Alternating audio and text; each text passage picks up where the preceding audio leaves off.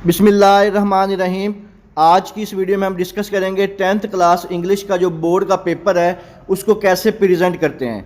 आज मैं आपके साथ बोर्ड के टॉपर का इंग्लिश का मुकम्मल पेपर शेयर करूंगा और साथ आपको भी बताऊंगा कि आपने बोर्ड के पेपर में कौन सा क्वेश्चन सबसे पहले करना होता है, कौन सा क्वेश्चन लास्ट पे करना होता है और कौन सा क्वेश्चन कितने पेजेस का करना होता है। इंशाअल्लाह आप ये पेपर देख के इंग्लिश के पेपर में पूरे 75 ओवर 75 नंबर हासिल कर सकेंगे। इस पेपर से आपको ये भी पता चल जाएगा कि इंग्लिश का जो 10th क्लास का पेपर है इसमें टाइम को किस तरह मैनेज करते हैं, यानी कि पूरे टाइम के मुताबिक आपका जो मुकम्मल पेपर है उसको कैसे हल करते हैं और हर जो सवाल का आपने आंसर लिखना होता है उसकी जो लेंथ है वो कितनी होनी चाहिए, कितने पेज का होना चाहिए, कितनी लाइन्स का होना चाहिए। ठीक है, तो सबसे पहले आपको जब भी बोर्ड का पेपर मिले सब्जेक्टिव पेपर और उसके साथ जो उसकी आंसर शीट मिलती है उसके ऊपर सबसे पहले आपने लिखना है सब्जेक्टिव पेपर। सब्जेक्टिव पेपर लिखने से क्या मुराद होता है कि आपने जो बोर्ड का चेकर है, यानी कि जो जिसने आपका पेपर चेक करना है, आपने उसके लिए आसानी पैदा करनी है। आसानी पैदा करने से क्या मुराद है कि आपका पेपर पकते ही उसको पता चल जाए कि ये बच्चा जो पेपर है इसका जो फर्स्ट इंप्रेशन है ये बहुत अच्छा पढ़ रहा है और आपको पेपर चेक करते वक्त उसको जो क्वेश्चन पेपर है वो ना देखना पड़े, क्योंकि जो बोर्ड के पेपर चेक करते हैं उनका यही ख्याल होता है कि हमें कम से कम वक्त में ज़्यादा से ज़्यादा पेपर चेक करें। तो आपने भी पेपर को इसी तरह प्रेजेंट करना है कि जो बोर्ड का चेकर है उसको आपका पेपर देखते ही सारा पेपर चेक कर ले, पेपर के साथ आपका जो क्वेश्चन पेपर है उसको ना देखना पड़े कि ये कौन सा क्वेश्चन इसने किया हुआ है। तो सबसे पहले आपने ऊपर लिखना है सब्जेक्टिव पार्ट, इसके बाद आपने लिखना है सेक्शन 1। ये आपके बोर्ड का जो पेपर होता है क्वेश्चन पेपर उसके ऊपर ये मेंशन होता है। उसके बाद आप जो क्वेश्चन कर रहे हैं उसकी आपने हेडिंग देनी है। आपने कोशिश करनी है कि पेपर में जो है वो ओनली जो है ब्लू मार्कर या ब्लू पेंसिल इस्तेमाल करनी है, ब्लैक से मुकम्मल तौर पर परहेज करना है। ठीक है, इसके बाद आप क्वेश्चन नंबर 2 का जो पार्ट कर रहे हैं उसको आपने यहाँ पे मेंशन करना है। इसके बाद आपने लिखना है कि जो आपका जो पेपर में क्वेश्चन नंबर 2 होता है ये क्वेश्चन के आंसर होते हैं, तो क्वेश्चन के आंसर में आपने बता देना है कि आप कौन सा जो क्वेश्चन है वो कर रहे हैं, यानी कि उसकी एक छोटी सी जिसको आप सुर्खी या हेडिंग कहती है वो आपने यहाँ पे लिख देना है। उसकी हेडिंग कौन सी है, उससे ये होगा कि जो बोर्ड का चेकर होगा उसको पता चल जाएगा कि आप कौन से क्वेश्चन का कौन सा पार्ट कर रहे हैं। उसके बाद ये देख लें ये क्वेश्चन है आपका फर्स्ट वाला और उसकी लेंथ देख लें, इसने इतनी लेंथ में ये क्वेश्चन लिखा है। फिर उसको जाके इसके जो पूरे जो हैं वो 2 नंबर मिले हुए हैं, यानी कि शॉर्ट क्वेश्चन के लिए आपको कम से कम 7 से 6 लाइनें जो लिखनी पड़ेंगी, फिर ही आपको जाके उसके जो 2 नंबर मिलते हैं। इसके बाद नेक्स्ट इसका क्वेश्चन देखते हैं इसी शॉर्ट क्वेश्चन का। ये देखिए उसने फिर उसी तरह मेंशन किया हुआ है कि क्वेश्चन नंबर 2 का ये दूसरा पार्ट, फिर कौन सा क्वेश्चन कर रहा है उसकी एक छोटी सी हेडिंग दे दी है ताकि जो बोर्ड का चेकर है उसको पता चल जाए कि वो कौन सा क्वेश्चन कर रहा है। और इसके साथ ही ये देख लें इसकी लेंथ कितनी लिखी हुई है, फिर जाके इसको 2 नंबर मिले हुए हैं। और जब भी आपने जो भी क्वेश्चन का पार्ट ख़त्म करना है उसके बाद एक छोटी सी लाइन आपने लाजमी लगानी है ताकि इससे ये चीज़ क्लियर हो जाए कि आपका जो क्वेश्चन है वो यहाँ पे ख़त्म हो गया है और इसके बाद नेक्स्ट क्वेश्चन जो है वो शुरू हो चुका है। इसी तरह ये देख लें नेक्स्ट शॉर्ट क्वेश्चन है, उसको भी वैसे ही उसने लिखा हुआ है। सबसे पहले क्वेश्चन का नंबर दिया है, फिर उसकी छोटी सी हेडिंग दी है और उसकी जो लेंथ है जितनी वो क्वेश्चन के मुताबिक उसने उसका आंसर लिखा हुआ है, फिर उसको जाके इसके 2 नंबर मिले हुए हैं। इसके बाद नेक्स्ट इसका पार्ट देखते हैं इसी पेपर का।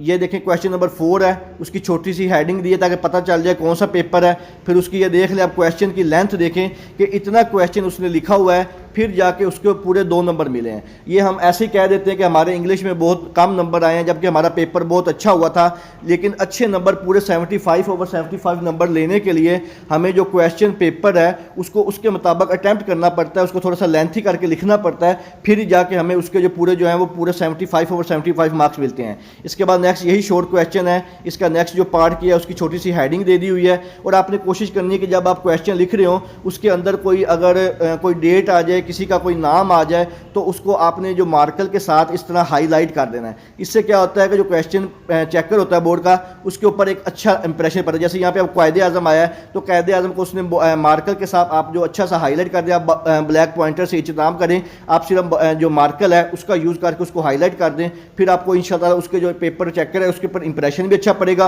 और आपको वो नंबर भी पूरे देगा। इसके बाद जैसे ही उसका फर्स्ट क्वेश्चन मुकम्मल हुआ है आपने भी जो सेकंड क्वेश्चन करना है उस क्वेश्चन नंबर 3 नहीं करना, क्वेश्चन नंबर 2 के बाद आपने क्वेश्चन नंबर 7 करना है जो कि आपका पेयर ऑफ वर्ड्स होता है। ये मैं आपको साथ साथ इसलिए बता रहा हूँ कि इस तरह आपका जो पेपर का टाइम है वो मुकम्मल तौर पर मैनेज भी हो जाता है और आपका जो पूरा पेपर है वो टाइम पे मैनेज भी होता है। तो सबसे पहले आपने जो क्वेश्चन करना है उसकी हेडिंग देनी है, फिर उस क्वेश्चन कौन सा है यानी कि वो किसके रिलेटेड क्वेश्चन है आपने उसकी हेडिंग देनी है। इसके बाद आपने नेक्स्ट जब पेयर ऑफ वर्ड्स लिखने हैं तो देखिए किस तरह खूबसूरत अंदाज में पेयर ऑफ वर्ड्स लिखे हुए हैं। सबसे पहला जो पेयर ऑफ वर्ड्स उसने लिखा है उसके दोनों जो उसने वो बताए हुए हैं, फिर साथ उसने उसके जो है वो मीनिंग भी लिखे हैं ताकि इसके भी बहुत अच्छा इंप्रेशन पड़े। साथ उसने उसके मुकम्मल उसके जो सेंटेंसेस हैं वो भी लिखे हुए हैं। जब ये ख़त्म हो गया है तो उसके बाद एक छोटी सी लाइन लगाई ताकि पता चल जाए कि यहाँ पे ये ख़त्म हो चुका है। इसके बाद दूसरा पेयर ऑफ वर्ड लिखा है, ठीक है, उसको भी बिल्कुल उसी तरह ही उसने अच्छी तरह प्रेजेंट किया हुआ है और यहाँ पे डिटेल से उसने बताया हुआ है कि मैं ये वाला कर रहा हूँ, और उसके साथ उसने मायने भी लिख दिया है ताकि चेक करने वाले को इससे भी एक अच्छा इंप्रेशन पड़े। ये जैसे ये खत्म हुआ इसके बाद भी लाइन लगाई है। इसी तरह तीसरा पेयर ऑफ वर्ड्स है। आपने भी जब भी पेयर ऑफ वर्ड्स को अटैम्प्ट करना है तो आपने बिल्कुल सेम इसी तरह उस पूरे पेपर को है उसके जो पेयर ऑफ वर्ड्स हैं इसी तरह उनके मैनी भी लिखने। अगर आपको मीनिंग आते हैं नहीं आते तो कोई बात नहीं, नाम भी लिखें, लेकिन इससे इंप्रेशन अच्छा पड़ना है। और जैसे ही वो खत्म हो उसके बाद आपने एक लाइन भी लगानी है और जैसे ही नेक्स्ट शुरू करना है उसकी आपने नंबरिंग लाजमी देनी है। तो ये हो गए आपके जो पेयर ऑफ वर्ड्स हैं उसको, और जैसे ही क्वेश्चन खत्म होगा उसके नीचे आपने एक मुकम्मल लाइन लगानी है ताकि पता चल जाए कि यहाँ पे मुकम्मल क्वेश्चन खत्म हो चुका है। और इस छोटी लाइन का मतलब ये होता है कि इसका ये क्वेश्चन का पार्ट है वो मुकम्मल हो चुका है। इसके बाद पेयर ऑफ वर्ड्स के बाद आपने जो क्वेश्चन नंबर करना है, आपने क्वेश्चन नंबर 8 करना है। क्वेश्चन नंबर 8 क्या होता है, इसमें आपने उर्दू टू इंग्लिश में जो सेंटेंस दिए होते हैं उनको ट्रांसलेट करना होता है। अब यहाँ पे उसने सबसे पहले बता दिया कि मैं क्वेश्चन नंबर 8 कर रहा हूँ। यहाँ पे आप मजीद एक और हेडिंग भी दे सकते हैं कि ट्रांसलेट इन टू इंग्लिश, यहाँ पे वो भी मार्कर से लिख सकते हैं। उसके बाद उसने जो पहला सेंटेंस है वो लिखा है जिसको आपने करना है। अगर आपने दूसरा करना है तो दूसरे के नंबर देने हैं, तीसरा करना है तो तीसरे का नंबर देना है, और कोशिश करें कि साथ उसकी जो उर्दू है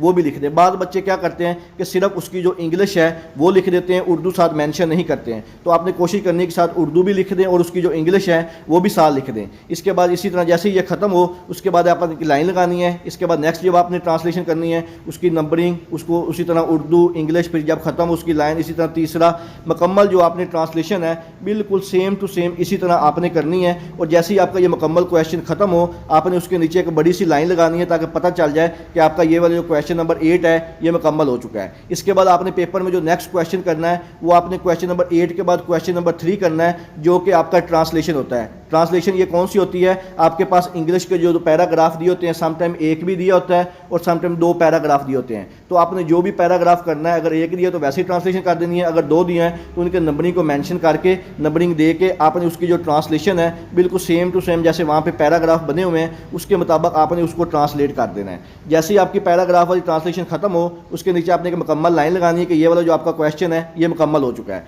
ट्रांसलेशन के बाद आपने जो क्वेश्चन करना है आपने क्वेश्चन नंबर 6 को अटैम्प्ट करना है। क्वेश्चन नंबर 6 जो आपका होता है वो डायरेक्ट और इनडायरेक्ट वाला होता है। इसके आपने सबसे पहले ऊपर बता देना है कि आप जो क्वेश्चन कर रहे हैं ये कौन सा है, इनडायरेक्ट फॉर्म वाला है। फिर आपने जब भी डायरेक्ट इनडायरेक्ट वाला क्वेश्चन करना है सबसे पहले आपने इसकी नंबरिंग देनी है। उसके बाद जिसका आप डायरेक्ट या इनडायरेक्ट कर रहे हैं उसको आपने सबसे पहले ऊपर मार्कर के साथ लिखना है और उसका फिर जो उसका जो आंसर है उसको आपने पेन या पॉइंटर जो भी आपके साथ है उसको लिखना है। जैसे ही वो डायरेक्ट इनडायरेक्ट आप पार्ट करें उसके बाद एक छोटी सी लाइन लगाएं ताकि पता चल जाए इसका ये पार्ट मुकम्मल है। इसी तरह आपने जब नेक्स्ट पार्ट करना है उसका नंबर और उसका जो नेक्स्ट करना है वो करना है। जैसे ही वो खत्म हो उसके नीचे भी लाइन लगा देनी है। इसी तरह आपका जो नेक्स्ट डायरेक्ट इनडायरेक्ट है तीसरा पार्ट, फिर उसी का चौथा पार्ट, इसी का 5वां पार्ट। जब भी आपने डायरेक्ट इनडायरेक्ट करने हैं उसका आपने क्वेश्चन जो है वो लाजमी लिखना है, फिर उसको नीचे आपने ट्रांसलेट करना है ताकि चेकर के लिए मज़ीद आसानियाँ जो है वो पैदा होती रहें और आपको उसके जो नंबर हैं वो मुकम्मल मिले।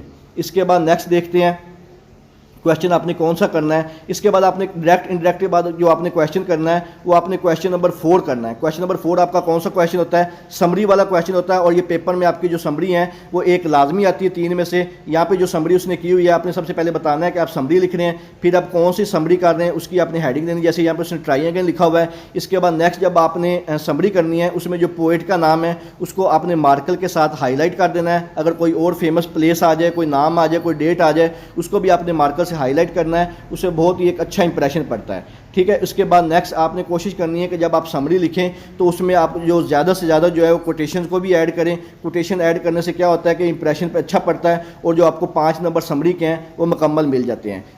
कोटेशन ऐड करने से एक तो आपकी समरी की लेंथ ज़्यादा होती है, पेज काफ़ी कवर होता है, और एक जो बहुत ही अच्छा आप देखें यहाँ पे मैं पूरा पेज आपको दिखाता हूँ कि कितना अच्छा एक इंप्रेशन जो पड़ रहा है पूरा समरी का इसके साथ। इसके बाद नेक्स्ट जो आपने क्वेश्चन करना होता है समरी के बाद आपने क्वेश्चन नंबर 5 करना होता है। क्वेश्चन नंबर जो 5 आपका होता है ये ऐसे का क्वेश्चन होता है जो कि 15 मार्क्स का होता है। जब आपने ऐसे का क्वेश्चन करना है सबसे पहले आपने जो ऐसे करना है उसकी आपने हेडिंग देनी है। जब आपके पास टोटल जो ऐसे होते हैं वो 3 होते हैं, 3 में से आपने किसी एक के ऊपर नोट करना होता है। और आप यहाँ पे एक बात नोट कर लें, आपने कम से कम 3 से 4 पेजेस का आपने जो है वो ऐसे लिखना है, फिर आपको उसमें जाके आपको 15 में से 14 या 13 मार्क्स आपको मिलेंगे। अगर आप 3 या 4 पेजेस से कम लिखेंगे तो आपको 8 से 10 नंबर मिलेंगे, इससे ज़्यादा नंबर आपको आपको कभी भी ऐसे में नहीं मिलेंगे। और जब भी आपने ऐसे को लिखना है, आपने ऐसे के साथ हर ऐसे की कम से कम आपको 3 से 4 कोटेशन अहादीस वगैरह आती हों, आपने उसी के रिलेटेड जो है वहाँ पे ऐड करनी है। एक तो उससे पेज कवर ज़्यादा हो जाता है, एक इंप्रेशन अच्छा पड़ता है। अब जैसे यहाँ पे आपको इसको ऐसे शेयर करता हूँ, लाइब्रेरी जिसने ऐसे लिखा हुआ है, सबसे पहले थोड़ा सा स्टार्ट दिया है लाइब्रेरी का, उसके मतलब उसमें कोई चीज़ आ जाती है उसको आपने हाईलाइट कर देना है। इसके बाद नेक्स्ट, उसके बाद उसने थोड़ा सा उसके बारे में मजीद बताया हुआ है, इस तरह पॉइंट बना के। पॉइंट बनाने का फ़ायदा ये होता है कि आपका जो पेज है वो ज़्यादा कवर हो जाता है और इंप्रेशन एक अच्छा पड़ जाता है और आपके जो ऐसे की लेंथ है वो भी इंक्रीज़ हो जाती है। इसके बाद नेक्स्ट इसी का पेज देख लेते हैं, ऐसे का ही। देखिए इसने किस तरह छोटे छोटे जो पैराग्राफ बना के लिखा हुआ है, छोटे छोटे। इसमें ये होता है कि इंप्रेशन अच्छा पड़ना है और जब कोई कोटेशन वगैरह कोई चीज़ आ जाए, हदीस वगैरह, उसको आपने इसी तरह लिख देना है। फिर जैसे आप इस तरह ये होता है कि आप देखें ये पूरा पेज है, यहाँ पर अगर हम देखें तो छोटा सा एक पैराग्राफ लिखा हुआ है, लेकिन लिखने का तरीका इस तरह कि ये पैराग्राफ लिख लिया, फिर यहाँ पर थोड़ी सी कोटेशन लिख दी, फिर पैराग्राफ, फिर इसको थोड़ा सा एक्सप्लेन करके, फिर यहाँ पर कोई वर्ड आ गया उसको मार्कर से हाईलाइट कर दिया।